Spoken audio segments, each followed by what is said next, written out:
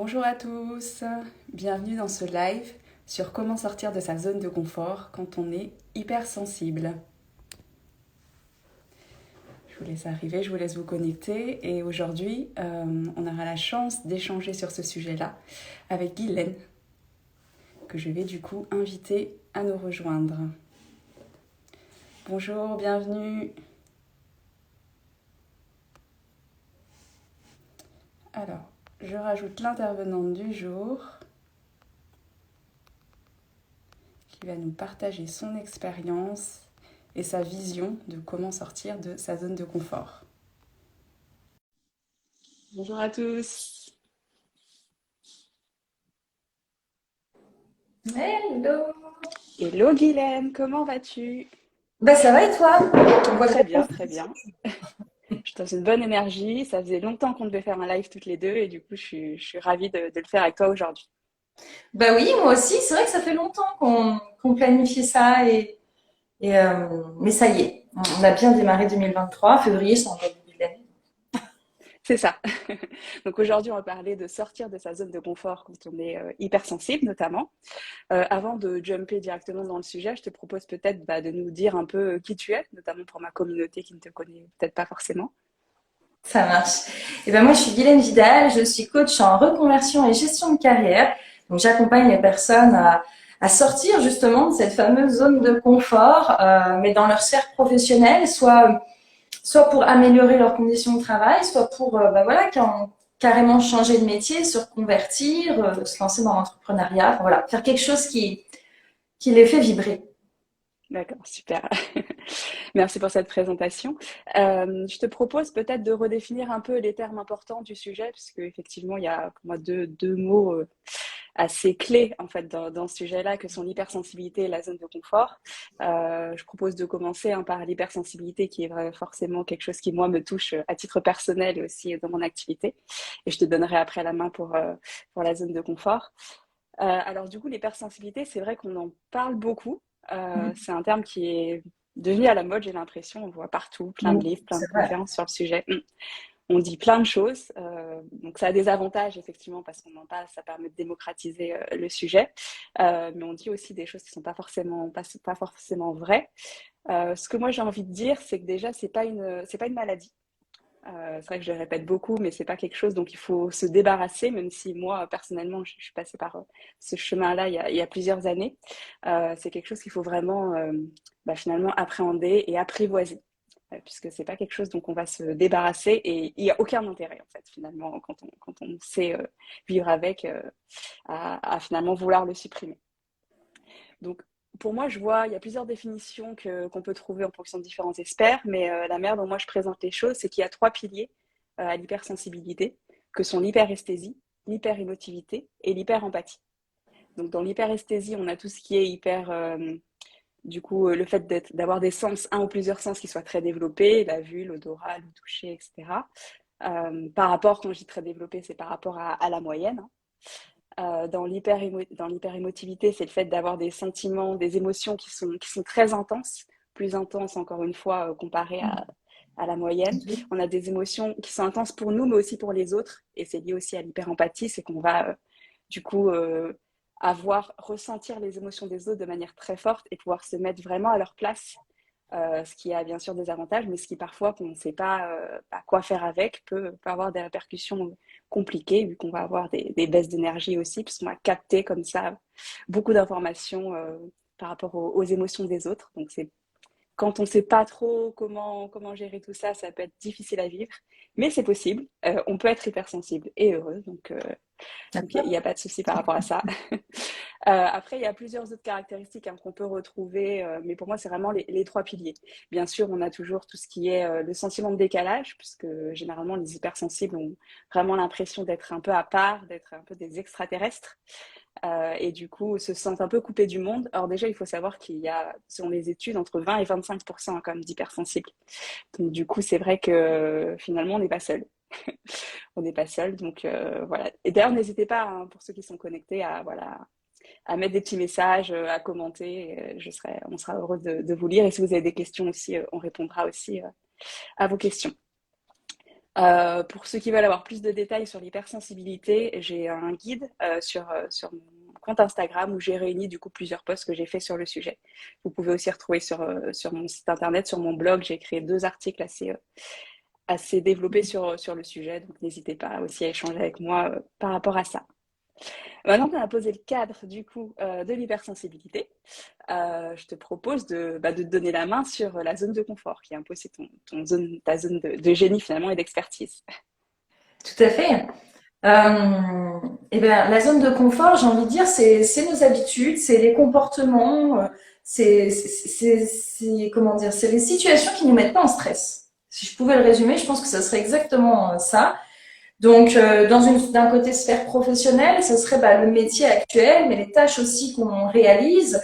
Quand on va sortir, quand on va toucher à cette zone de confort, justement, on va ressentir un petit peu ce stress. Et puis souvent, on peut rejeter la chose. Par exemple, ça peut être au travail, le fait de changer de manager, ça va toucher votre zone de confort. Le fait de vous demander de changer de bureau ou de prendre d'autres tâches, de changer de métier, de changer de service. Enfin voilà, tout ça, c'est sortir de sa zone de confort. Alors là, je l'ai mis sur la sphère professionnelle. Sur la sphère personnelle, ça peut être aussi plein d'autres choses. Hein. Quand, euh, quand vous restez chez vous, vous êtes dans votre zone de confort. Quand vous côtoyez tout le temps les mêmes personnes, vous restez dans votre zone de confort. Enfin voilà, chaque fois que vous déployez vos habitudes, vos comportements, vos automatismes, vous êtes dans cette zone qui est comme son nom l'indique, très confortable parce que justement, on n'a pas à stresser, on est en confiance, on sait qu'il ne va rien se passer, que le ciel ne va pas nous tomber sur la tête. Il n'y a aucun risque, donc on n'y est pas trop mal dans cette zone malgré tout.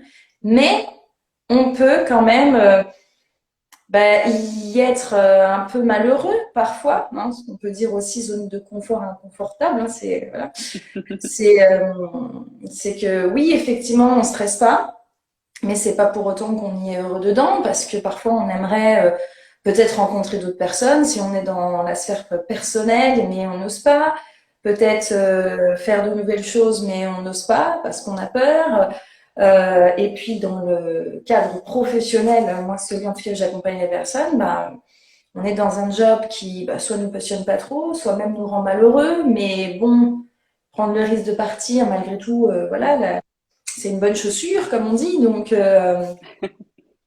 voilà, j'y vais pas. C'est vraiment là. Hein. Cette sortie de zone de confort, elle se passe là. Elle se passe dans bon j'ai envie de bouger, j'ai envie de faire d'autres choses, mais malgré tout, j'ai envie, j'ai pas envie. Hmm. C'est vrai qu'il y a une certaine sécurité qu'on ressent dans sa zone de confort où en fait on maîtrise complètement son environnement. C'est ça. On sait où on va, on est en contrôle et c'est vrai que en tant qu'hypersensible aussi, on a souvent ce besoin de contrôler, de savoir que les choses vont être de manière assez carrée, d'être vraiment en maîtrise de ce qu'on va faire pour ne pas, pour réussir en fait aussi tout ce qu'on va faire, pour ne pas être jugé négativement par les autres. Donc on peut avoir ce besoin et cette tendance à finalement rester dans cette zone où on est en sécurité, on sait ce qu'on fait, on maîtrise ce qu'on fait, on contrôle et en fait on peut être bien, mais ma croyance c'est que le bonheur il n'est pas là en fait, il est au-delà justement de cette zone de confort. Oui, parce que naturellement, nous sommes des personnes enfin, l'humain aime découvrir des choses, apprendre des choses. Hein. Reprenons justement l'enfant. L'enfant, il sort constamment de sa zone de confort. Quand il apprend à faire du vélo, quand il apprend à marcher, Mm. quand il va à l'école, quand il change de classe, quand il apprend quelque chose. Enfin, voilà, il est tout le temps, tout le temps, tout le temps en train d'apprendre, de se challenger, de se réhabituer à un environnement, etc. Et il n'en est pas malheureux, malgré tout. Donc, l'enfant, d'ailleurs, recherche souvent cette stimulation. Il voit quelqu'un faire de la corde à sauter, il va vouloir faire de la corde à sauter parce que ça a l'air super sympa. Mm. En grandissant, on devient un petit peu plus frileux parce qu'on a conscience du risque, parce qu'on a vécu des choses, etc. Et puis quand on peut être justement hypersensible, je pense que comme on est confronté aussi parfois, surtout quand, enfin après ça reste ton domaine d'expertise à toi, mais quand on a une forte empathie, quand on ressent les émotions de manière très forte, on peut justement se mettre des barrières pour pas souffrir. Donc, j'y vais pas, ou je vais pas regarder ça, ou je vais pas me mettre dans cette situation parce que je sais que ça va pas me mettre bien. Effectivement, je pourrais peut-être aimer, mais je vais peut-être avoir du mal aussi à contrôler tout ça. Donc, j'y vais pas. C'est ça. C'est vrai que c'est un des avantages, si on peut dire, de la zone de confort, c'est que, comme son nom l'indique, elle est confortable et du coup, on n'est pas en danger, on maîtrise ce qui se passe et on se met pas en difficulté, notamment par rapport aux autres. C'est vrai que dans l'hypersensibilité, il y a aussi parfois enfin, même souvent des difficultés, entre guillemets, on va dire, relationnelles. Parce que voilà, on a du mal à interagir aussi avec les autres, on a l'impression qu'ils ne comprennent pas, on se sent vraiment à part, on est très vite blessé aussi, on peut être très vite blessé, très susceptible. La moindre petite remarque, ça va être quelque chose qui va nous toucher. Alors, je vous partage quelque chose que j'ai beaucoup ressenti quand j'étais plus jeune, c'est justement quand voilà, on me faisait des critiques, j'avais vraiment enfin, une émotion forcément négative, mais même physiquement en fait, c'est-à-dire que je pouvais avoir même physiquement des pincements au cœur. Et c'est vrai quand on ressent ça, on se dit mais pourquoi je vais aller me mettre en difficulté pour ressentir ces émotions même physiquement douloureuses. Et pourtant, il faut. Je le sais maintenant, mais c'est vrai, voilà, ça peut être un frein de se dire, moi, je veux rester dans mon cocon et je suis mieux comme ça parce que je mets des barrières. Tu parlais tout à l'heure, il me semble que tu as dit le mot, hein, ou tu l'as évoqué, mais de carapace, en fait. Tu mets des protections, tu mets une carapace pour finalement ne pas être en danger, être dans ta zone de confort où tout se passe comme tu le maîtrises, on va dire. On ne maîtrise jamais tout, de toute façon, même dans nos zones de confort au final. C'est ça. T'es pas forcément épanoui et heureux dans cette zone parce que tu te lances pas à faire ce que tu as envie de faire, mais tu souffres pas non plus dans cette zone. Mm. Et c'est ce que tu recherches malgré tout quand tu y es. C'est, voilà, tu choisis en fait volontairement de ne pas souffrir. Alors ça veut pas dire que sortir de sa zone de confort, c'est souffrir. Ça veut dire que c'est ce qu'on pense que ça soit. Tout à fait. Et du coup, toi, c'est quand la dernière fois que tu es sortie de ta zone de confort, si tu veux nous partager quelque chose? Alors, sincèrement, en tout cas, régulièrement, je sors de ma zone de confort, ce qui n'était pas le cas avant. Mais maintenant, je le fais de plus en plus. La dernière en date, clairement, s'il y a des gens qui regardent cette vidéo et qui me connaissent, ils vont bondir de leur chaise, je pense. Je vais à la salle de sport et je cours. Alors, ça paraît pas grand-chose comme ça, hein, mais ceux qui me connaissent très bien savent que j'aime pas courir. Je suis une quiche, j'ai un cardio pourri, essoufflé comme une patate, et c'est la cata. Mais j'ai commencé, alors déjà j'ai commencé par m'inscrire, hein, Mm. j'ai y aller, et puis j'ai commencé par marcher. Alors au départ, j'avais l'air ridicule sur un tapis de course à marcher tout lentement, alors que les autres étaient tous en marche rapide, tout machin. Mais voilà, j'y suis allée crescendo.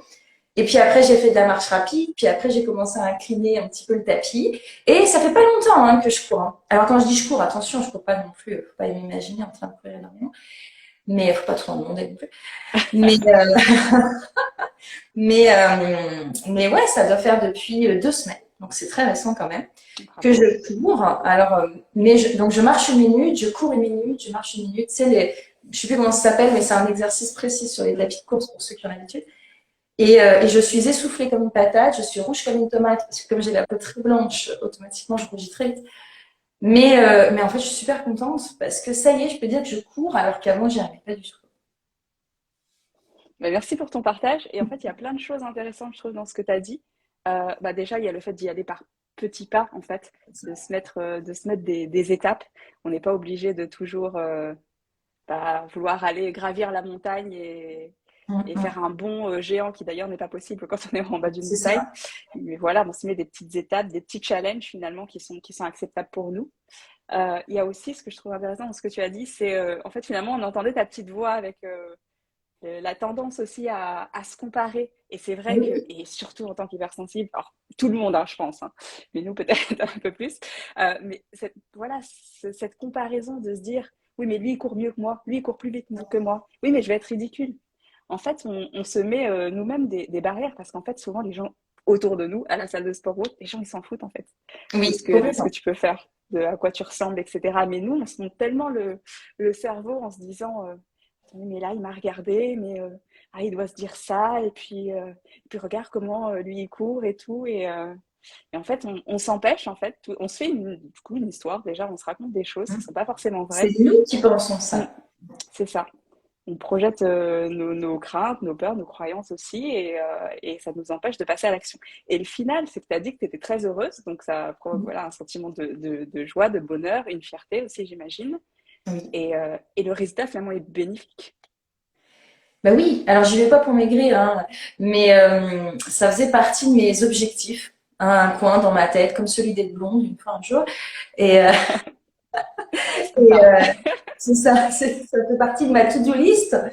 Et donc, oui, après, t'es fier. C'est ce qui participe, on va en reparler après tout à l'heure, mais qui participe aussi à la confiance en soi, en fait.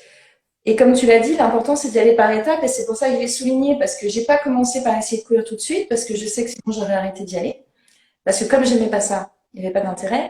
J'ai commencé par aimer, aimer y aller, en fait. Donc ce qui fait que je m'épuisais pas beaucoup. En fait, comme je marchais pas très vite et machin, j'étais pas très essoufflée. Donc, je souffrais pas trop physiquement. Et donc, j'avais envie d'y retourner. Du moins, c'était moins difficile. Puis après, au fur et à mesure, quand j'ai eu envie d'y aller, etc.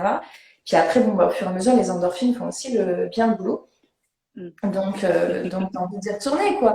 Mais c'est, ouais, c'est ça. Et puis, dans la comparaison, je pense qu'il faut aussi se souvenir que les autres sont passés par le même moment que nous. Oui, C'est-à-dire que moi, là, si quelqu'un arriverait à la salle et me verrait courir, je dirais, oh putain, bah, super, bah, voilà, tu vois, tout le monde court, même elle court, etc. Bah ouais, enfin, ceux qui m'auraient vu il y a un mois et demi, ils se seraient pas dit la même, quoi. c'est sûr. Faut toujours se comparer. Enfin, faut pas se comparer, mais si on se compare avec des gens au moins qui sont plus ou moins au même stade. Après, c'est vrai que chacun, finalement, on parle de zone de confort, mais chacun a sa zone de confort. Quelque chose qui peut être confortable pour moi peut ne pas l'être pour toi et vice-versa. Donc, il faut vraiment l'identifier et en définir finalement aussi les contours, je C'est ça. pense. Tout à fait. D'ailleurs, est-ce que tu penses, enfin, pour toi, il y a une zone de confort ou il y en a plusieurs, en fait? Comment tu vois C'est intéressant comme la question. chose? Je n'avais pas réfléchi à cette question. Je pense que bah, il y a autant de zones de confort déjà, je pense, que de domaines de Mm, vie. Hein, parce qu'il y a la zone de confort, enfin voilà, si on prend chaque activité, le pro, le sport, l'alimentation, etc. ou autre.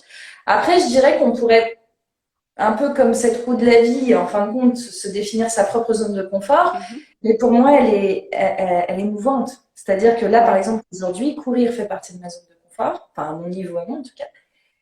Mais il y a un mois, c'était pas le cas. Donc voilà, moi je dirais qu'il faut surtout partir du principe qu'on peut agrandir cette zone de confort, mm. qu'elle peut vraiment voilà, devenir de plus en plus grande. Oui, je suis d'accord avec toi. Effectivement, pour moi, on a plutôt plusieurs zones de confort en fonction des différents domaines de vie, professionnel, amical, Mhm. familial, etc. Donc, on peut avoir en fait finalement enfin une taille de zone de confort plus ou moins grande en fonction de ces domaines. Et je pense aussi effectivement qu'elle peut prendre la place en fait. Et l'idée, c'est de la faire grossir de plus en plus. Alors après, on présente souvent aussi dans des schémas justement qui présentent la zone de confort plusieurs phases avec, enfin, c'est plutôt l'évolution avec la zone de confort, la zone de challenge, la zone de peur, etc. Tu as Oui, je plusieurs vois. étapes. Et qu'est-ce que tu en penses d'ailleurs, toi, de ce type de schéma? Est-ce que tu es assez d'accord avec ces transitions? Oui, je trouve que ça, c'est réaliste. Après, par contre, le schéma montre pas qu'effectivement la zone de confort grandit. C'est-à-dire que quand on arrive, enfin, si à la fin, je crois qu'on est dans la zone d'épanouissement, il me semble, Mm. dans ce schéma. Mais oui, en fait, moi, pour moi, la zone de confiance, enfin, d'ailleurs, je voilà, lapsus, la zone de confort, Révélateur, c'est ça, très c'est lié. ça. La zone de confort, c'est là où tu es en confiance. Mm. Et en fin de compte, plus tu bouges cette zone, plus tu la fais grandir, plus tu as confiance en toi dans différents domaines de vie, dans différentes situations. Parce que bon, bah, t'as pris le risque de te mettre en danger, alors en danger selon toi, hein, Mm. on était vraiment en danger, pas forcément. Et puis tu t'es dit en fin de compte, ah, ça va, ça, je suis pas morte. Donc, c'est bon, j'ai survécu. Et hop, ta zone, elle a agrandi comme ça. Moi, je le visualise en tout cas énormément comme ça. C'est un petit peu ce lapin, en fin de compte, qui sort. Et hop, c'est bon, je suis en vie. Hop, allez, on fait un pas de plus. Et, hop, et puis, en fin de compte, bah, il peut retourner en arrière parce qu'il sait qu'il n'y a pas de danger, quoi. Et donc là, tu es en confiance dans toute cette zone parce que tu sais que ça va bien se passer. Mm. Je suis d'accord. Ce qui est intéressant avec les schémas, en fait, effectivement, moi j'aime bien l'idée de ça s'agrandit, donc je suis un peu mitigée. Mais il y a la partie juste après la zone de confort où il y a finalement la zone de peur, qui est un peu, Oui, enfin, qui est pour moi cette zone où il faut justement aller travailler. C'est quand on a peur, Mais on n'est pas non plus tétanisé, terrorisé. En fait, c'est ce qu'on disait tout à l'heure, il faut le faire par petits pas. Il ne faut pas aller chercher quelque chose qui est trop gros pour nous, qui est vraiment trop loin de cette zone de confort. Mais du coup, aller explorer, aller jouer dans cette zone de peur, on va se challenger avec des petites choses. C'est vraiment ce côté-là de bah, comment je fais quoi avec ma peur en fait. Oui, Comment je joue avec elle pour avoir un peu moins peur et pour avoir plus confiance. identifier aussi cette peur. Parce qu'en fait, bah souvent, c'est une peur qui est réaliste, en fin de compte, hein, il n'y a pas vraiment de danger. Mais parfois aussi, on a peur de quelque chose, mais il faut plus on conscientise de quoi on a Mm. peur. Prenons un exemple concret, je dis n'importe quoi, on peut avoir peur du regard des autres. Mais en fait, le vrai problème, c'est pas forcément le regard de l'autre. C'est la peur d'être critiqué, c'est la peur d'être rejeté, c'est la peur, voilà, ça nous ramène à quelque chose. Et pourquoi est-ce qu'on a peur de ça en fin de compte? Mm. Et voilà, et en fait, pour moi en tout cas, plus on va comprendre qu'est-ce qui nous amène à avoir ce réflexe-là, plus on va pouvoir aussi se rassurer. Enfin, moi, c'est comme ça en tout cas que je fonctionne. C'est OK. Bon, là, j'ai une peur, j'ai une crainte, mais elle est réelle ou c'est moi qui suis en train de penser ça parce que j'ai vécu ça et donc j'ai peur d'être de nouveau dans cette situation. Et là, de pouvoir souffler, de se dire non, c'est bon, ça va bien se passer, quoi. Mm. Et comment tu fais du coup, si vous partagez un tips, une méthode dans ce genre de cas, comment tu t'interroges? Et ben exactement de cette manière-là, parce que, enfin, après, c'est encore une fois, c'est mon point de vue, mais moi, pour moi, quand ça reste des automatismes qu'on a eu dans notre vécu, tout ça.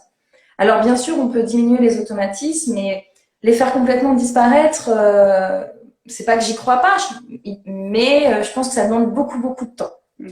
Et donc au début, parfois, on peut chercher un petit peu une petite baguette magique en se disant que si on fait ça, ben, la chose va disparaître et wouh, ça va être génial. Mais non, ça demande du temps, autant de temps presque que ça s'est installé.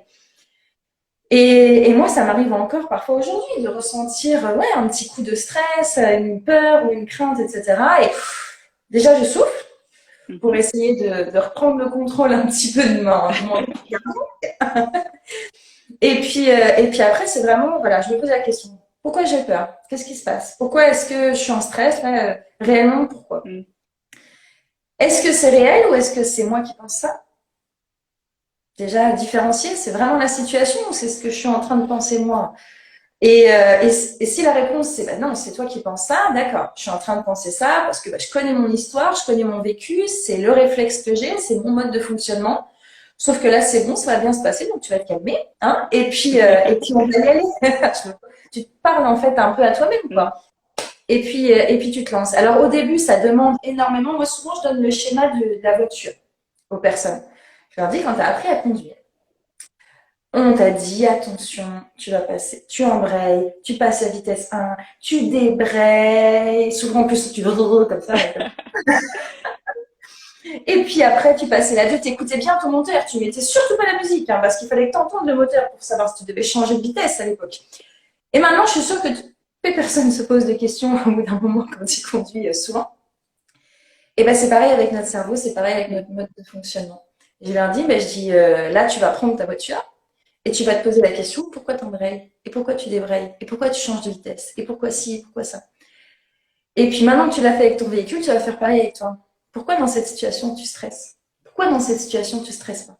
Qu'est-ce qui se passe? Qu'est-ce qui s'est passé? Voilà, pose-toi et arrêtez le pilotage Mm. automatique et reprendre un petit peu conscience des choses. Et c'est le premier pas parce que quand on sait comment on fonctionne, qu'on en a conscience, c'est là qu'on peut reprendre le fonctionnement en disant, OK, t'as appris à fonctionner comme ça, t'as appris à avoir peur dans cette situation, sauf que là, bah non, c'est pas ce qui devrait se passer. Donc tu souffles, machin, après il peut y avoir des exercices de sophro, de Mm. voilà, on peut composer avec plein de choses. Et puis t'avances. Et arrêter de laisser tout le temps ce pilotage automatique euh, voilà, fonctionner tout seul. Mm. Je suis assez d'accord. En complément de ce que tu viens de dire, ça me fait penser à tout le travail que moi j'aime bien faire aussi sur la connaissance de soi finalement. Effectivement, tu parlais de pilotage automatique. L'idée, c'est de revenir à soi, de savoir comment on fonctionne, pourquoi on fonctionne de telle ou telle manière. Parce qu'on a beaucoup, je pense, aux injonctions, aux drivers, où voilà, on agit de manière automatique, presque comme si on avait appuyé sur un bouton, on va réagir de telle ou telle manière. Et en fait, arriver casser un peu tous ces mécanismes et comprendre, mettre de la conscience, en fait, tu l'as dit, mais mettre de la conscience sur nos actions, sur nos émotions, pour comprendre ce qui se joue. Revenir beaucoup au corps, notamment pour les personnes hypersensibles qui ressentent justement beaucoup de choses. Il y a souvent beaucoup de choses qui se passent dans le corps avant, j'ai tendance à dire avant la tête, en fait, même si ça Oui, tourne aussi beaucoup dans la c'est tête. dans le ressenti d'abord, quoi. C'est ça, oui. Et du coup, se recentrer sur ça et dire, OK, là, qu'est-ce qui se passe dans mon corps? Qu'est-ce que je ressens? Où, à quel moment? OK, enfin, à quel endroit? C'est dans le ventre, c'est dans la gorge. Et c'est de décrypter ça. Parce qu'en fait, c'est aussi des messages, en fait. De toute façon, les émotions, c'est des messages qu'on vient nous transmettre pour notre bien-être. Même si parfois, c'est pas toujours agréable à accueillir, c'est dans un but précis, dans un but d'être épanoui. Donc, écouter tous ces messages, savoir jouer aussi avec, savoir ce qu'ils veulent nous dire. Et déjà, ça apaise l'émotion, ça peut apaiser la peur pour passer à l'action dans certains cas aussi. Et ce qui me semble aussi important, c'est, OK, on parle de sortir de sa zone de confort. Bon, je pense qu'on est assez d'accord toutes les deux pour dire que c'est plutôt positif et que ça va dans le bon sens. Mais c'est pas sortir de sa zone de confort à tout prix juste pour le faire, en fait. C'est se rattacher au pourquoi on le fait. Donc, se demander justement, c'est un des tips aussi, je pense, pour agir malgré la peur et sortir de cette fameuse zone de confort, c'est dans quel objectif tu fais ça? Pourquoi tu veux faire une présentation devant, je sais pas, devant des inconnus, une conférence ou autre? Pourquoi tu as envie de faire ça? Pourquoi tu te challenges? Est-ce qu'il y a vraiment un enjeu qui est important, qui est fort pour toi derrière ou pas en fait? Oui, parce que c'est difficile de sortir de sa zone de confort quand on n'a pas la motivation. Mm. Et je recommande pas en fait, juste se donner un challenge pour se dire, enfin après c'est ma vision, hein, mais Oui. juste pour se dire, ok, je l'ai fait. Je pense par exemple, à un saut en parachute. Alors moi, comment dire, je ne me vois mais jamais faire un saut en parachute pour plusieurs raisons. Déjà, l'avion et moi, ça fait trois. Euh, mais sauter dans le vide C'est pour comme l'empreinte ça, carbone. oui aussi. Donc, il y a plein de raisons pour lesquelles ça n'a aucun intérêt pour moi. Et on pourrait me dire, bah, voilà, tu te challenges, sors de ta zone de confort, ta peur, etc. Va au-delà de tes peurs. En plus, tu prônes, voilà, de sortir de ça, d'oser être soi et tout ça. Mais en fait, enfin, en le disant, ça bloque d'ailleurs, parce qu'oser être soi, en fait, c'est pas moi, en fait, déjà. Donc, il y a un blocage. On peut me demander de faire ça, ok, c'est une sortie de zone de confort, mais en fait, ça n'a clairement aucun intérêt pour moi. J'ai pas de pourquoi, j'ai pas d'intérêt à le faire, si ce n'est de dire que j'ai vaincu ma peur, mais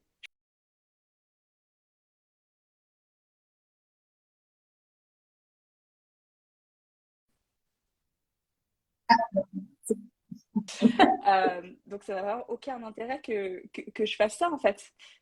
Alors que si on met dans un autre contexte où aussi j'ai peur, typiquement, là, je suis contactée là pour faire bientôt pour commencer à faire des conférences en physique, chose que je n'ai jamais faite. Donc forcément, j'ai peur. Forcément, il y a, voilà, je commence à me dire, bon, est-ce que je vais y aller, pas y aller, sur quelle thématique, etc. Je réfléchis, etc.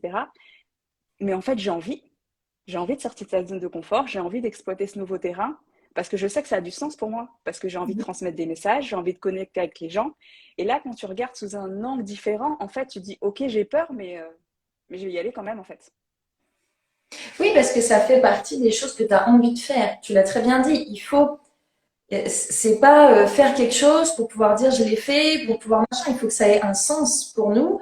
C'est notre objectif à nous, parce que sinon, en fait, tu vas t'essouffler et puis tu n'y arriveras pas forcément. Et voire même, tu vas très très mal le vivre si tu te forces, parce que Oui, si tu n'as pas l'envie, euh, enfin, moi non plus, je n'y vois aucun intérêt. On peut être bien dans sa zone de confort aussi, on n'est pas obligé d'en sortir, hein, encore une fois. Sortir de sa zone de confort, c'est à partir du moment où on a envie d'autre chose, mais qu'on n'arrive pas à passer à l'action. c'est ça. Si on est bien dans sa zone de confort, il n'y a pas de problème. On a le droit d'y rester. Tout à fait, c'est sûr. Et dans ce chemin-là, quand on a identifié que voilà, il y a quelque chose, il y a une situation où on n'est pas forcément satisfaite, ça peut être par exemple dans le cadre professionnel, où ces personnes justement que je t'accompagne souvent, qui sont voilà, qui ont envie de reconversion, qui ont envie de changement, qui sont pas bien dans leur poste, qui ont envie de se reconvertir sur un autre métier ou même juste de quitter leur entreprise ou de se lancer dans l'entrepreneuriat. Il y a plein de craintes et voilà, elles sont dans leur train-train trop quotidien et leur zone de confort, mais qui est finalement pas si confortable que ça. Donc, il y a un déclic qui commence à se passer. Et Et en fait, il faut aussi se dire que quand on saute le pas, on a trouvé donc son pourquoi qui est assez fort pour se dire, OK, je vais me mettre en difficulté finalement. Quand on saute le pas, il faut le faire avec beaucoup de bienveillance aussi. Parce qu'on peut avoir tendance à se dire, bon, OK, maintenant je sors de ma zone de confort et il faut direct que je sois au top, que tout se passe bien. Si on reprend l'exemple de la course, que je cours comme quelqu'un qui y va depuis 4 ans, 3 fois par semaine. Et en fait, non, il n'y a pas besoin. On peut y aller étape par étape, comme on le disait. Et surtout, il faut, ça je pense, un gros travail justement à faire sur soi, être bienveillant avec soi. Les hypersensibles notamment ont souvent beaucoup d'empathie donc, et beaucoup de bienveillance envers les autres, mais paradoxalement, c'est plus difficile envers soi en fait. Et l'idée, c'est de se positionner de manière comme on pourrait se positionner avec son ou sa meilleure amie, en étant totalement voilà, compréhensif, en étant bienveillant, en évitant la comparaison et en se disant que on apprend comme un bébé quand il a appris à marcher, il est tombé des centaines de fois. Donc oui, on va tomber, oui, l'échec va peut-être faire partie du jeu, en fait, du contexte, mais c'est pas grave. Non, au contraire, on grandit comme ça. Mm. Et juste, est-ce que Vas-y. je t'ai coupé juste par rapport, justement, ça me fait penser à l'échec. Parce que c'est un sujet qui me parle aussi et que j'ai commencé à aborder de plus en plus récemment. Parce qu'en fait, l'échec, c'est souvent vu comme quelque chose de négatif. Et je l'ai beaucoup vu aussi, moi, comme ça, comme quelque chose de négatif. Et j'ai fui l'échec, mais au maximum, un peu toute ma vie. J'ai essayé de voilà, rester un peu dans cette zone de confort où je maîtrise, où je sors un petit peu, mais je sais que ça va bien se passer quand même. Et en fait, j'ai compris finalement pas si tard que ça, enfin plutôt récemment, on va dire. J'ai vraiment appréhendé, je le disais, mais je le ressentais pas vraiment. Là, j'ai vraiment incarné, si je peux dire, plus récemment, le fait que l'échec, non seulement ça fait partie de la vie, mais en fait, c'est positif. Et finalement, si t'échoues pas, t'évolues pas. C'est Tu ça. restes dans ta zone voilà, où tu maîtrises ce que tu maîtrises, mais tu te mets pas en danger et du coup, tu grandis pas. Et quelque part, tu fais pas ce que tu étais censé faire, en fait. Ça, c'est après mes convictions profondes, mais Mais je les partage parce que ça a été moi aussi, hein, quand euh, clairement, en bonne perfectionniste que nous sommes, je pense que moi de mon côté, voilà, j'ai aussi fui l'échec, je le vivais très très mal. Après, je dis pas, comment dire, j'aime bien rassurer les gens en disant que c'est pas parce qu'on accepte l'échec qu'on le vit bien non plus, quoi. mm, Enfin, au début, l'échec, c'est jamais non plus hyper agréable, hein. Faut quand même se le dire. C'est qu'on va pas, ouais, super, j'ai foiré, je suis trop contente. Non, non, ça n'arrive c'est pas. sûr. Mais c'est apprendre en fin de compte à relativiser. Et, euh, et clairement, il y a plein de choses que moi j'aurais pu voir comme des échecs dans ma vie, que j'ai vu comme des échecs, clairement. Et, euh, et avec le recul, où je me suis rendu compte qu'en fait, non, si j'en étais pas passée par là, je serais clairement pas là. Donc aujourd'hui, j'ai beaucoup moins peur d'échouer et je le vis mieux aussi. C'est-à-dire que bah, on peut tous être confrontés à des petits échecs dans notre quotidien. Ça, voilà, des échecs, je trouve que c'est fort, peut-être Oui. erreur ou des choses comme ça. Et sur le coup, ouais, c'est pas agréable. Mais en fait, quand on accepte cette notion, enfin moi en tout cas pour ma part, je le vis vraiment comme ça. Quand on accepte la notion, on le vit, on passe le cap plus rapidement. Mm, C'est-à-dire qu'on voit tout de suite que bah voilà, c'est bon, c'est un mauvais ressenti, je suis pas contente, je le sais, je vais essayer d'aller faire autre chose, penser à autre chose parce que voilà, j'ai merdé et ça me fait chier.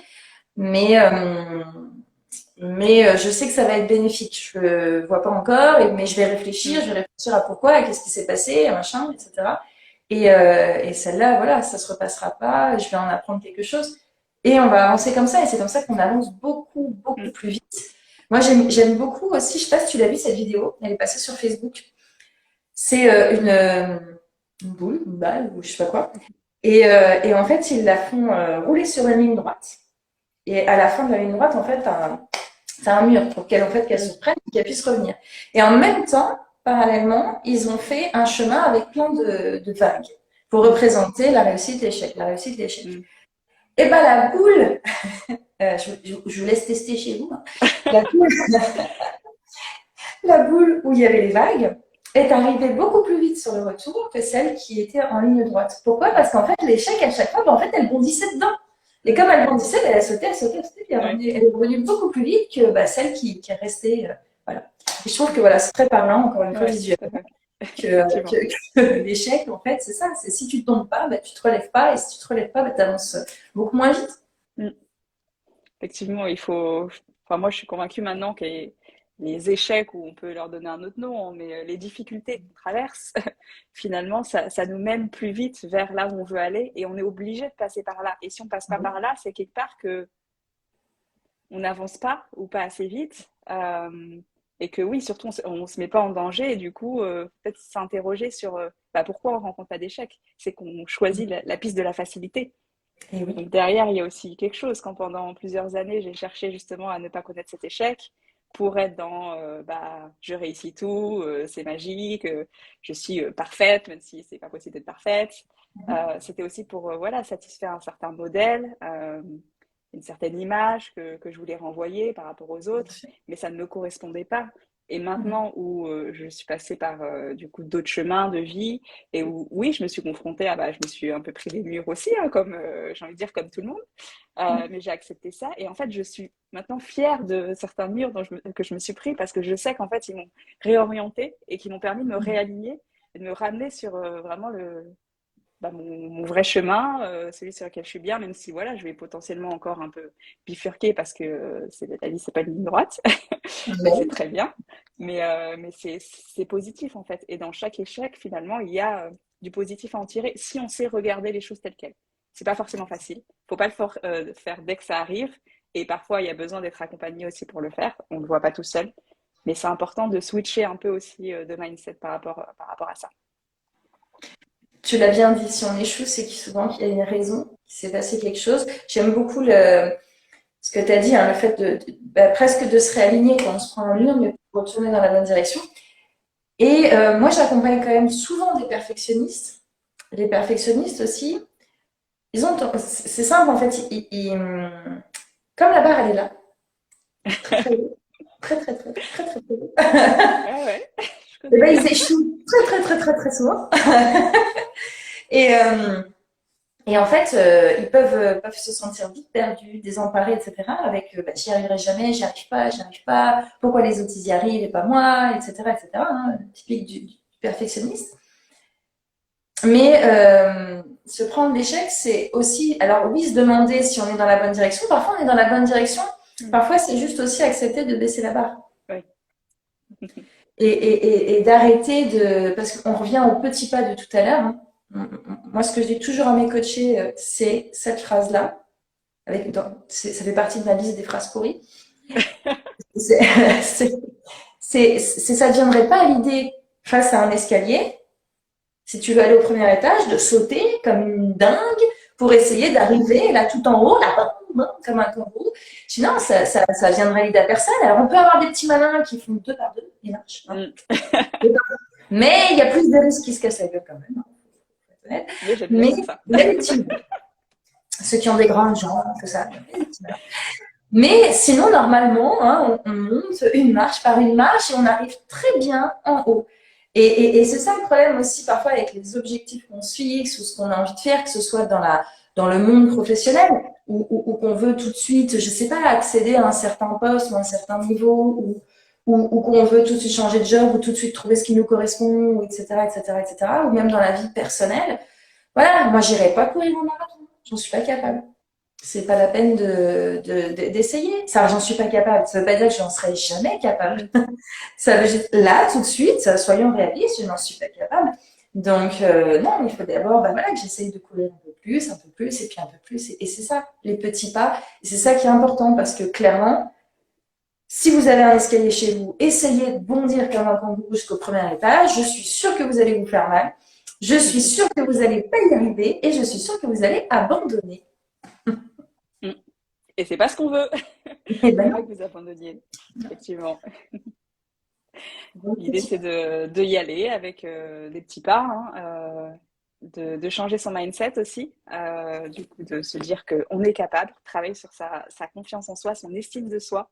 Alors c'est souvent un point faible chez beaucoup de personnes, hein, parce que bah, de toute façon, je pense qu'on peut toujours améliorer son estime de soi.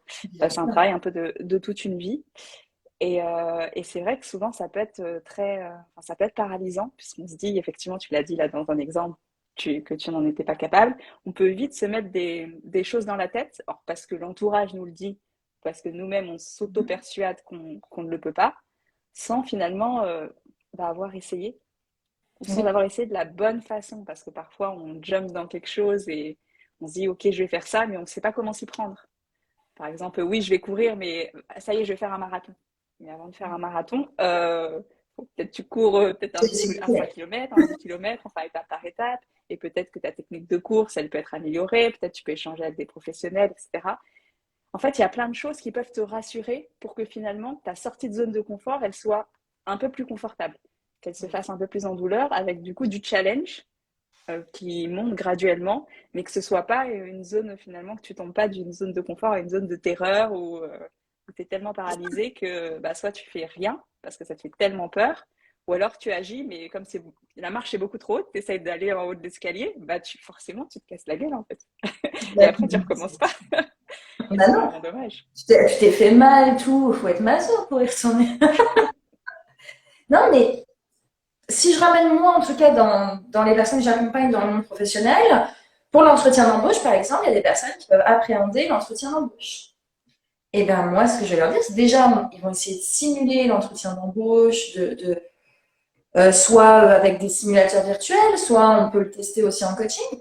Et puis après, moi, le deuxième pas que je leur dis, c'est pas d'aller faire, c'est pas de postuler où ils veulent. Je leur dis, tu regardes les offres d'emploi, tu regardes un métier qui t'est à peu près accessible, mais que tu n'as absolument pas envie de faire. Et tu postules à celui-là. Et tu vas faire cet entretien. Mm. Et si tu le foires, bah, c'est pas grave. Bon, Mm. normalement, souvent, ils le foirent pas. Mais si tu le foires, c'est pas grave parce que de toute façon, ça t'intéresse pas. Mm. Mais là, l'enjeu, il a diminué. Le Ouais. pas, il est moindre, Mm. en fin de compte. Et là, d'un coup, comme il voit que bah, l'entretien, voilà, ça se passe pas trop mal, machin, nanana, et ben, il a plus confiance pour y aller.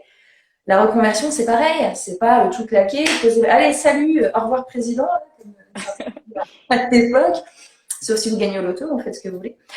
Mais, euh, mais voilà, c'est d'abord commencer un petit peu à regarder d'autres métiers, à ouvrir un petit peu ses portes. Moi, jamais, si on m'avait dit il y a, je sais pas, encore 4-5 ans, ouais, 5 ans, que j'allais être coach en reconversion et faire des bilans de compétences et des coachings, je n'aurais pas cru parce que je m'y voyais pas. Non pas que ça m'intéressait pas, mais je m'y voyais pas. Pourquoi est-ce que j'irais faire ça? Pourquoi est-ce que j'irais là-dedans, etc. Ça s'est fait par étapes, doucement, tranquillement, jusqu'à en fin de compte que bah oui, en fait, ça devient tellement une évidence. Pourquoi est-ce que maintenant c'est pourquoi je l'ai pas fait avant. En fait, pourquoi j'ai pas eu des trucs. Mais voilà, ça s'est fait parce qu'il faut aussi se sentir prêt. Se Mm. sentir prêt à plein de choses et dans les bilans de compétences que je fais, souvent c'est ce que je vois aussi. Parfois j'ai des personnes qui arrivent, ils veulent la sécurité du salariat et puis en fin de compte, ils finissent avec un projet d'entrepreneuriat. Mais parce que bah, ils sont débloqués, ils ont avancé tranquillement. Parfois j'ai des personnes qui arrivent qui voulaient un poste des responsabilités, un poste de manager, parce que dans leur croyance, c'était comme ça qu'on évoluait, etc. Puis une fois qu'on a travaillé la connaissance de soi et ce qui était important pour eux et tout, et ben en fin de compte, il n'y a pas si longtemps, j'ai une personne qui s'est dit, mais en fait, j'ai toujours voulu être inspectrice des impôts. Enfin, voilà, je veux dire, et au départ, je pense que jamais elle aurait pensé à ça. Et c'est vraiment tout ce jeu-là. Alors, oui, il y a l'accompagnement, on peut se faire accompagner, mais même soi-même, on peut découvrir de nouveaux métiers, échanger avec d'autres personnes, faire des tests en ligne, voilà, qui peuvent déjà en tout cas être une première étape. On peut essayer, voilà, de se challenger, de machin, de tester, de découvrir. C'est surtout ça aussi, le premier pas vers sa zone de confort, c'est découvrir de nouvelles choses, élargir un petit peu, et puis après y aller et tester. Vous pouvez tester, voilà. J'ai des personnes parfois qui ont fait un métier 1 an, Et puis, c'est pas trop mal, mais en fait, je me rends compte que en ayant fait ça, j'ai découvert ce métier-là, et puis en fait, ce métier me correspond plus. C'est très bien, c'est très bien. C'est ça les petits pas. C'est pas se fixer un objectif très très haut qu'on n'arrivera pas forcément à atteindre, c'est plutôt le voir comme un chemin et réussir à avancer dans ce chemin avec votre connaissance de vous-même et y avancer sereinement en fin de compte jusqu'à voilà et plus ça va aller, plus ça va bien se passer. Mm. On a un peu, enfin, on l'a déjà dit, mais peut-être pas de manière formelle. Quels sont pour toi les avantages qu'il y a à sortir de sa zone de confort? Euh, alors le premier avantage qui intéresse souvent les personnes, c'est de gagner confiance en soi, clairement. C'est une des étapes de la confiance en soi, alors de l'estime de soi réellement, mais souvent les personnes appellent ça la confiance en Mm. soi. Euh, Parce que, comme on l'a dit, la zone de confort, c'est la zone de confiance. C'est là où on n'a pas de stress. Donc, plus vous allez agrandir cette zone de confort, plus vous allez avoir confiance en vous et être à l'aise. Pourquoi Mm. maintenant, moi, je suis à l'aise à courir? Parce que ça se passe bien. Avant, on faisait pas partie. Au tout début, quand j'ai travaillé ma confiance en moi, les personnes qui me suivent le savent, j'ai commencé à me garer en marche arrière parce que j'y arrivais pas du tout. Je me stressais, je regardais tout le monde, s'il n'y avait pas quelqu'un qui me regardait et tout. Maintenant, je me gare très facilement en marche arrière. J'ai confiance en moi et en cette capacité-là. Aujourd'hui, je sais que dans des situations qui sont difficiles, j'aurai plus confiance en moi pour y arriver parce que il y a plein de situations auxquelles je me confronte, mais parce que je le veux bien, encore une fois, le but, Mm. c'est pas non plus d'aller se confronter à des choses qu'on ne veut pas. Et on va l'agrandir. Je pense que c'est le premier avantage qui peut le plus intéresser les personnes, c'est ça. C'est développer la confiance en soi, c'est se connaître et sortir de sa zone de confort doucement, étape par étape. Mm.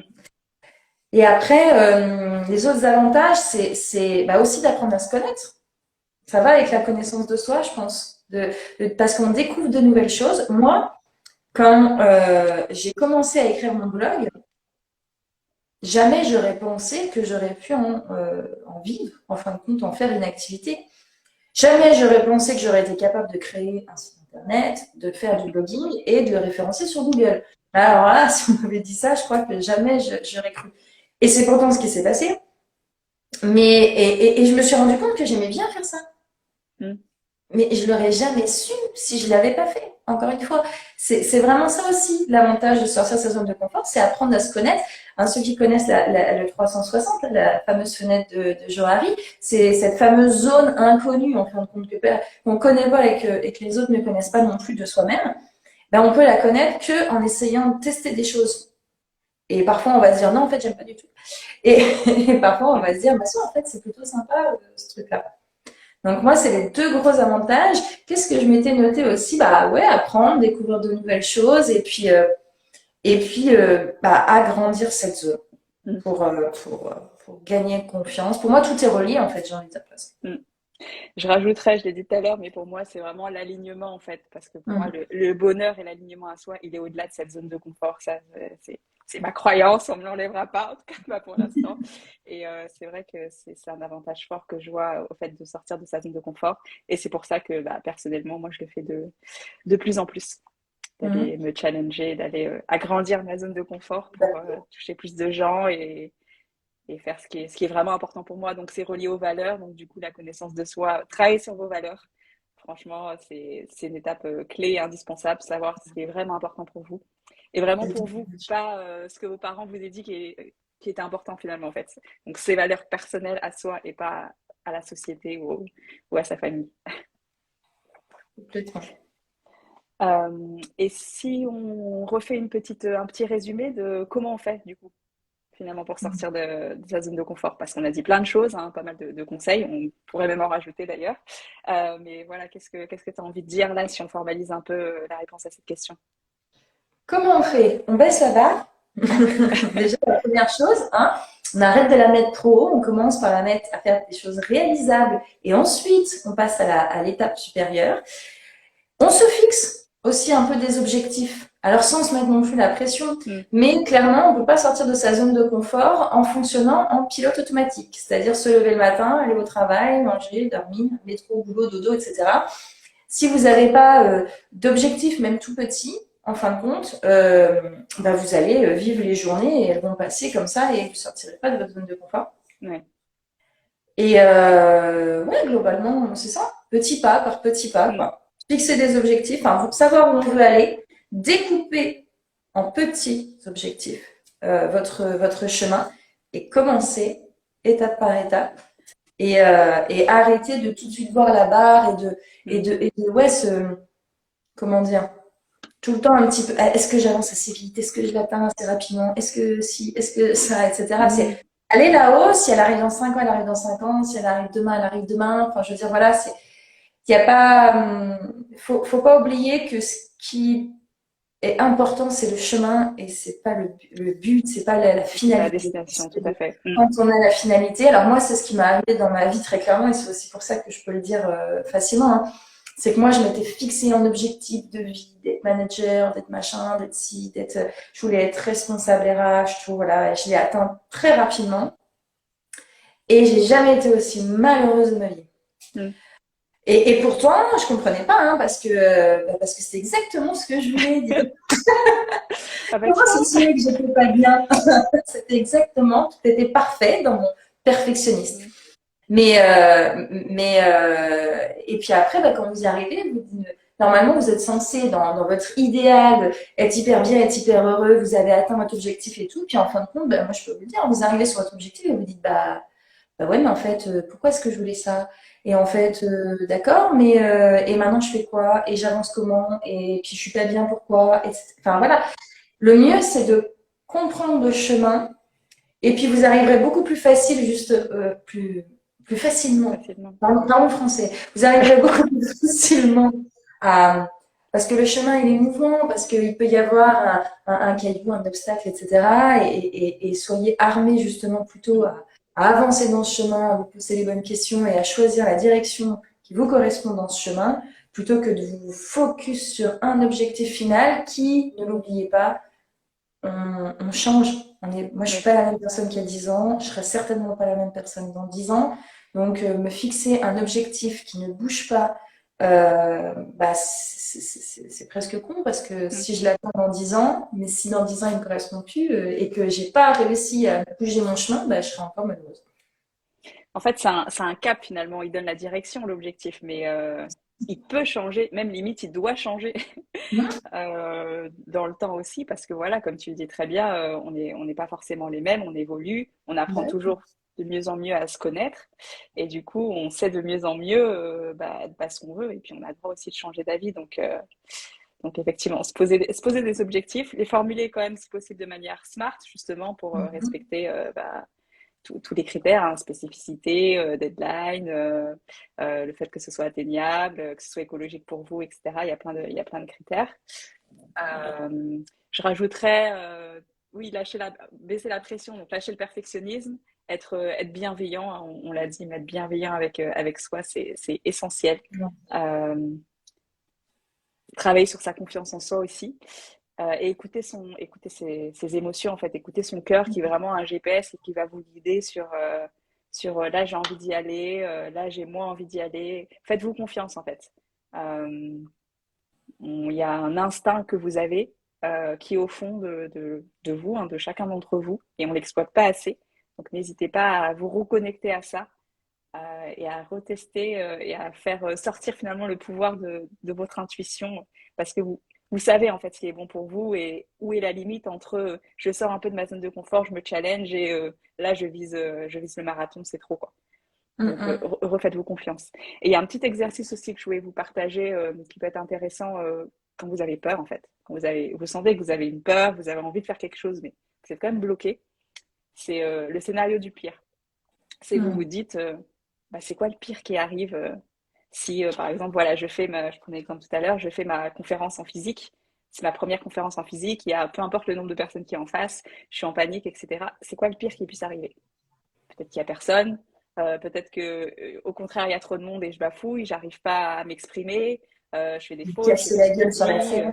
Donc voilà, je tombe, je tombe. En plus, c'est filmé, c'est retranscrit, je sais pas, En plus, devant en des milliers boucle de personnes. sur toutes les grandes chaînes internationales. Enfin, bien sûr, non, mais je rigole, mais en fait, c'est ça, c'est qu'en fait, en Oui, faisant ces exercices, on se rend compte que souvent les enjeux, ils sont pas là. Là, l'événement que je vais faire, oh, ce sera pas retranscrit sur une chaîne internationale, etc. Enfin, on se fait tout un truc. En fait, c'est pas grave. Au pire, il y a personne qui vient, bah, moi, je me serais déplacée, mais en soi, c'est pas très grave. Euh, si je tombe, bah, ça arrive, c'est la vie, ce sera pas retranscrit parce que du coup, il y aura juste les personnes qui seront là qui le verront. Si je me trompe, j'ai des blancs, bah, je pourrais peut-être en jouer parce que du coup, voilà, en fonction du sujet, ah, ce sera la confiance en soi en plus. Donc, je pourrais jouer sur la confiance en soi, dire que voilà, je suis pas à l'aise, c'est ma première, etc. Enfin, j'ai plein de manières de jouer le truc. Et même au pire, si ça se passe vraiment mal, que je suis vraiment déçue, que les gens sont pas contents ou que les gens sont pas là, que en plus je me casse la gueule, en fait, tu peux l'impact, changer de pays. Non, je rigole. oui, non, mais les gens, je les reverrai probablement plus jamais de ma vie. L'impact, il n'est pas très grand. Après, je vais pas en Non. mourir. Je vais peut-être être triste pendant un moment, je vais peut-être avoir peur de remonter après sur scène, etc. Mais je vais pas en mourir. Il y a pas, c'est une phrase que j'aime bien aussi dire, il n'y a pas mort d'homme. Donc, c'est C'est pas ça. grave. Et en plus, j'aurais appris, si je suis assez intelligente et normalement je suis, j'aurais appris de mes erreurs. Donc, qu'est-ce qui n'a pas marché? Pourquoi j'étais pas à Ouais, l'aise? Peut-être j'étais pas assez préparée. Peut-être j'ai pas assez échangé sur la cible et ce qu'ils attendaient, etc. Enfin, je peux me poser les bonnes questions pour avancer dans la bonne direction et c'est sur ça. après la prochaine conférence, ben, mieux. Peut-être pas au top du top, mais être mieux. Et à force, de plus en plus, à force d'en faire, bah, du coup, j'atteindrai bah, mon niveau, ma nouvelle zone de confort dans le cadre de conférences et ça se passera de manière beaucoup plus fluide. Et C'est voilà, ça, et même si ça se passe mal, même si le scénario du pire arrive, ben, quel serait le bénéfice pour moi que ça arrive, quoi. c'est ça. Ça m'aura appris des choses, et encore une fois, oui, ce sera pas facile à vivre, mais ça m'aura appris des choses et ça m'aura permis Mm. d'avancer. Et puis, ben, justement, la deuxième, je pourrais pas la foirer autant que la C'est première ça. que j'ai Elle foirée, sera quoi. toujours mieux. Ça sera toujours mieux. Elle sera Et toujours puis, mieux. Voilà. relativiser parce que moi, je me souviendrai toujours de ce déclic une fois que j'ai eu, que j'ai envie de partager. C'était une personne, enfin, voilà, peu importe qui c'est, un homme. Il m'inspirait énormément confiance en lui. Mais vraiment, Mm. il dégageait, je sais pas comment l'expliquer, mais cette force tranquille, en fait, tu vois, voilà. Et on allait faire ensemble une réunion avec, je sais plus, une centaine de personnes, peut-être. Et là, d'un coup, dans la voiture, il me dit, qu'est-ce que j'aime pas ça parler devant les gens. Moi, d'un coup, mon mythe s'est cassé la gueule. Et je me Comment suis dit, ça? ah bon, mais vous aimez pas ça? Ah non, non, à chaque fois, je stresse tout, j'ai les mains moites. J'ai commencé en fin de compte me dire que, bah, que ouais, qu'il avait pas du tout confiance en lui, Mm. hein, qu'il n'y allait pas aussi sereinement que ce que j'aurais pu J'y penser, quoi. pensais. Et ça a été un déclic pour moi parce que je me suis dit, ah ouais, d'accord. Moi, j'ai dit, oh, si lui, il n'y arrive pas, qu'est-ce que tu veux Enfin, tu vois, et c'est là qu'en fin de compte, on se rend compte que la confiance en soi, moi, quelqu'un qui me dit qu'il ne doute jamais, qu'il a toujours confiance en Mm. lui, je ne me crois pas. Mm. C'est du paraître, c'est simplement ça. On peut se sentir à l'aise, mais on peut pas ne jamais douter de soi, on peut pas ne jamais être mal à l'aise. Je dirais que la confiance en soi, c'est être capable de dépasser ce malaise Mm. et de faire ce qu'on a envie de faire malgré qu'on puisse être mal à l'aise. C'est Et ça. c'est exactement ce que cette personne faisait. Et c'est exactement ce que moi aussi, parfois, je peux faire. Alors, bien sûr, le malaise, il va diminuer, par contre, avec le temps. Je peux pas dire que j'appréhende et que je sois aussi mal à l'aise que je l'ai été il y a quelques années ou machin, etc. Mais on peut pas ne jamais douter, on peut pas ne jamais pas être bien, demander à n'importe quel artiste qui monte sur scène. Enfin, je veux dire, quand on les écoute parler, ils le disent tous, qui stressent comme des Mm. malades avant, avant d'y aller. Enfin, voilà, ça serait presque inquiétant d'ailleurs Mm. de pas stresser, quoi. Oui, parce qu'on peut avoir l'impression, parfois j'ai des coachés qui me disent oui, je veux avoir confiance, je veux pas avoir peur. Mais Mm. en fait, la confiance, c'est pas ne pas avoir peur. On peut quand même avoir peur. Et souvent, on a encore peur, après, dans une moindre mesure. Mais c'est la confiance, c'est agir malgré, finalement, malgré sa peur. Donc, ne cherchez pas à supprimer votre peur. Elle est là pour Mm. une bonne raison, d'ailleurs, parce que de toute façon, elle a un message toujours à vous transmettre. Donc, ne C'est supprimez ça. pas la peur. C'est important. Bon, bah, je pense qu'on a bien résumé. Qu'en penses-tu? Bah oui. Est-ce que tu aurais peut-être un mot de la fin, quelque chose que tu voulais nous partager, qu'on n'aurait pas évoqué jusqu'à présent? Qu'on n'aurait pas évoqué, non, je pense qu'on a bien fait le tour. Après, un mot de la fin, je pense que tu l'as bien dit, tu l'as répété souvent, c'est soyez bienveillant avec vous-même, Mm. quoi. Apprenez à vous connaître, apprenez à ce qui est bon pour vous et respectez-vous d'abord. Vous êtes votre propre moteur. Si vous respectez pas votre énergie, si vous respectez pas qui vous êtes, qui pourrait vous respecter? J'adore. Bravo. Excellent mot Voilà, de la sur ce, fin. je vais demander. Non, C'est ça, bah, on peut clôturer là. Non, mais effectivement, bah, je vais pas renchérir parce que du coup, c'est parfait comme mot de la fin. Merci beaucoup pour ton temps, pour cet échange que j'ai trouvé très, très agréable. Je pense qu'on a apporté beaucoup de valeur à nos communautés respectives. Si du coup, on a envie de te retrouver, d'échanger avec toi, voilà, par rapport à une reconversion, par exemple, où est-ce qu'on peut te retrouver justement? Eh ben, vous pouvez me retrouver sur le compte de Mon Avenir et moi. Vous pouvez voilà, me suivre, m'envoyer un petit message. On peut discuter ensemble et puis après, voilà, on peut aller jusqu'à des accompagnements si c'est la chose qui peut être, qui peut vous correspondre, en tout cas.